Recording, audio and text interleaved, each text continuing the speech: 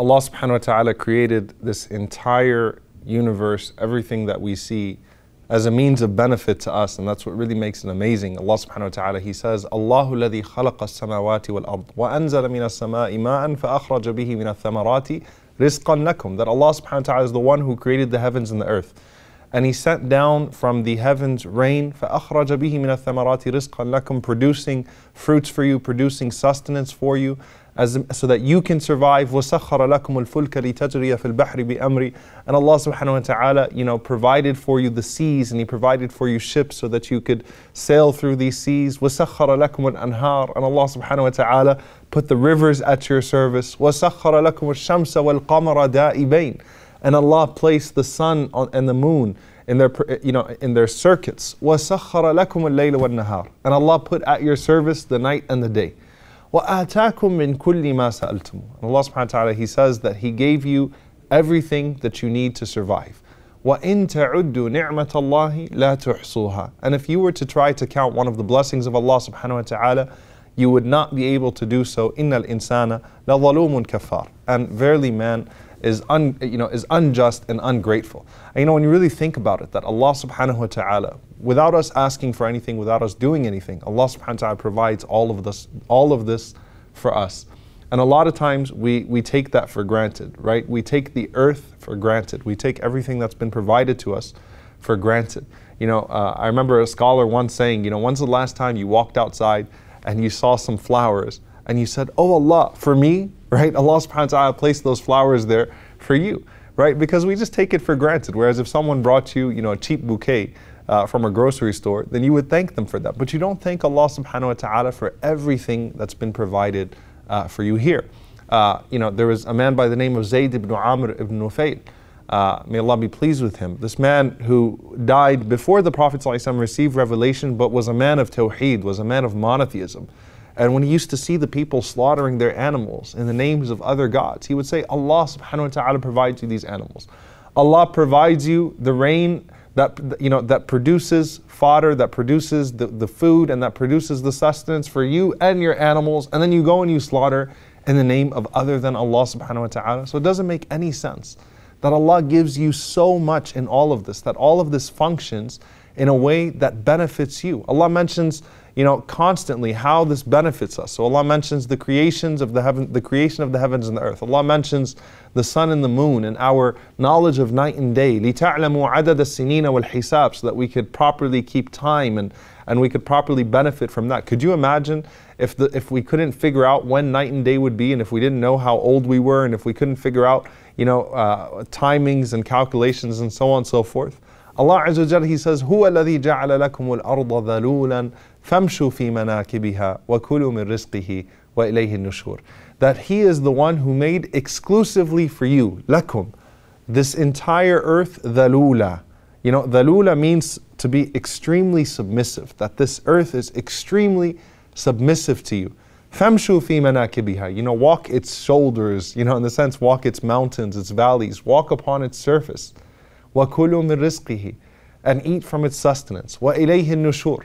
But know that one day you will be resurrected in front of Him, and you will be spread out in front of Him the way that Allah subhanahu wa ta'ala spread this earth out for your benefit.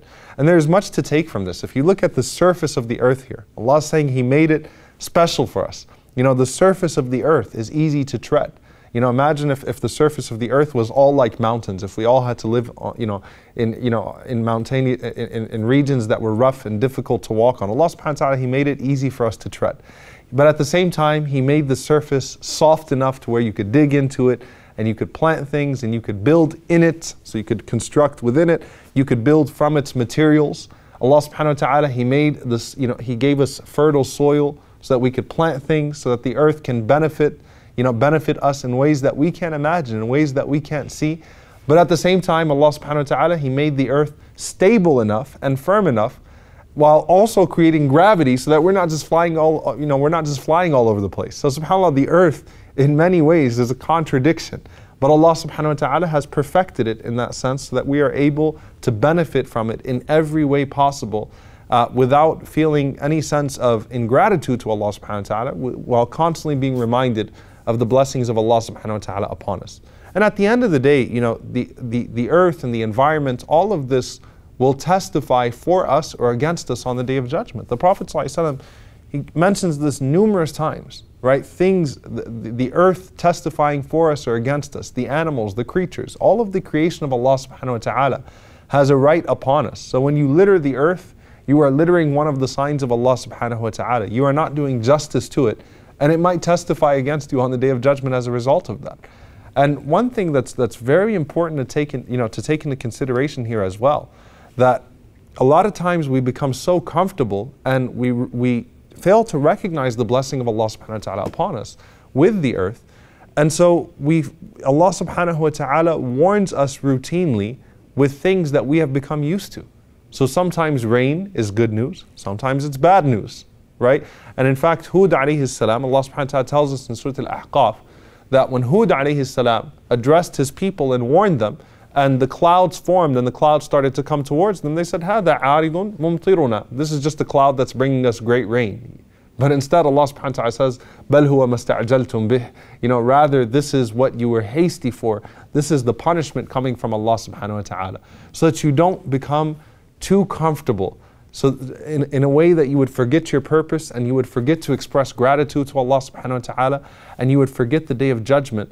Allah subhanahu wa ta'ala causes the ideal places of this earth to turn on us at times. So how many times do you see a person sitting on a beautiful beach and you see a video of a tsunami that all of a sudden came from nowhere?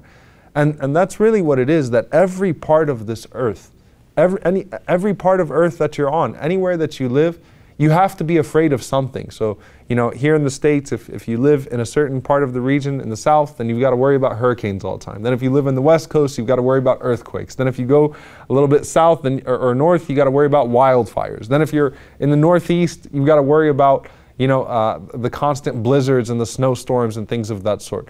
The idea here is that every person, every part of this world has its pros and it has its cons. And Allah subhanahu wa ta'ala could cause it to all fall apart in one moment so that we don't become too comfortable. And that's the beauty of the way the Prophet ﷺ reacted to the movements of this world, to the wind. As the Prophet ﷺ was described, that if the wind became a little bit severe, if it started to blow harder, the Prophet ﷺ immediately went to his prayer. If the Prophet ﷺ saw thunder or lightning strike, the Prophet ﷺ made a dua seeking refuge in Allah subhanahu wa ta'ala. Or an eclipse, the Prophet ﷺ sought refuge in Allah subhanahu wa ta'ala.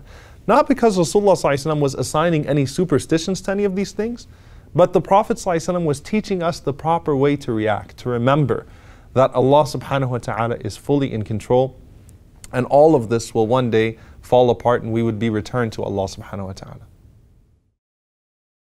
Assalamu alaikum wa rahmatullahi wa barakatuh. I hope you enjoyed and benefited from this video. If you did, then please do share it. And if you'd like to follow the rest of the series, then please do click on the top box. And if you'd like to see all of the other episodes and the other videos we have to offer, then please click on the box under that. And don't forget to subscribe to the channel for more amazing content.